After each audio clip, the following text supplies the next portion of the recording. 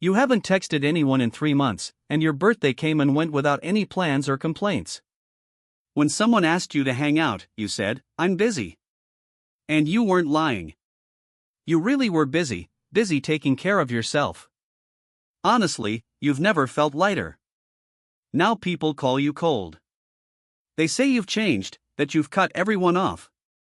But what if you didn't really cut people off? What if you just stopped pretending you weren't alone already? Let's talk about why some people choose to distance themselves from everyone. It's not the dramatic story people often imagine. First, let's get one thing straight: you didn't suddenly become unkind. You just woke up after years of being the person who always showed up. You were the friend driving for hours when someone needed help, the one who remembered every birthday. You were dependable, the one who kept things together, the person everyone called when they needed something. Then you needed something. And you heard nothing back. Maybe a quick "sorry to hear that" text, or someone said they'd call but never did. Suddenly, things didn't add up anymore. That's when your brain started doing something pretty interesting. Without you even noticing, it began weighing pros and cons. Every interaction became about how much energy it took versus what you got back. And the numbers weren't good. You were always the first to text, always changing your plans, canceling things, and putting your own needs aside. When you looked at how often others did the same for you, there was nothing. This is where psychology gets interesting. Your nervous system, which is all about keeping you safe, started noticing a pattern. Every time you opened up, every time you gave your whole heart, you ended up alone with the fallout. The friend who disappeared when you were down, the partner who left when things got tough. Your brain learned that connection meant eventually being left alone.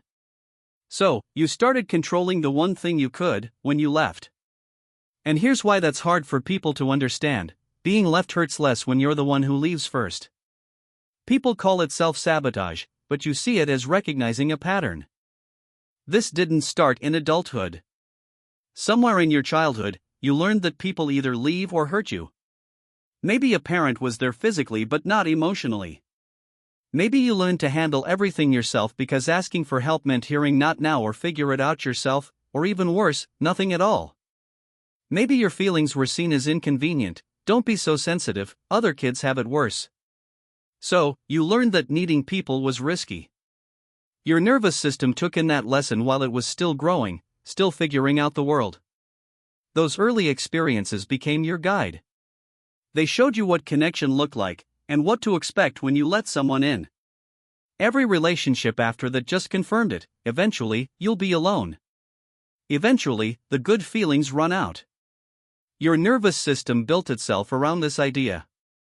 Not because you're broken, but because you're learning. Now, here's the surprising part. People say you've built walls, but you haven't. You've built boundaries. There's a big difference. Walls keep everyone out. Boundaries keep the wrong people out. The issue is, after years of only the wrong people showing up, those boundaries can start to look a lot like walls. And maybe that's okay. This stage isn't about ditching connections forever. It's about not letting just anyone in. You didn't stop wanting people, you just stopped accepting people who felt familiar but unsafe. You've become really good at spotting signs of abandonment. You can see them now in the first few chats. The friend who only texts when they need something? You notice how they never ask how you're doing. The person who's around when things are good but vanishes when times get tough? You know the warning signs: shorter replies, "let's hang out soon" really meaning never. The friend who promises to call when things settle down, but things never settle down.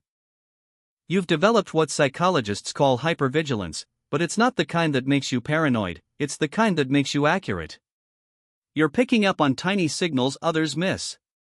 The slight change in tone. The convenient excuses that always favor them. The way effort only goes one way. Your ability to spot these patterns isn't being negative, it's collecting information. And that information keeps proving you right. You've become fluent in understanding emotional unavailability. You can translate every "I've been so busy" into what it really means. Every promise becomes predictable. Every "we should catch up" fades away exactly when you expect it to. You've seen this pattern repeat with so many people that you're not surprised anymore. Now you just cut it short. Not with a fuss, but quietly. You stop reaching out. You stop trying. And you see if they notice. They rarely do. And that tells you everything you need to know. The loneliest you ever felt wasn't when you cut everyone off. It was before that. Sitting in a room full of friends, feeling invisible. Being in a relationship and still feeling completely alone. The physical distance didn't cause the loneliness. It just stopped you from pretending it wasn't already there. Here's what puzzles people: it doesn't hurt like you thought it would. The holidays spent alone, the birthday with no texts, handling emergencies by yourself because there's no one to call. You expected to be crushed. Instead, you found quiet. And quiet became your favorite sound. People don't get why you'd pick being alone over being with others.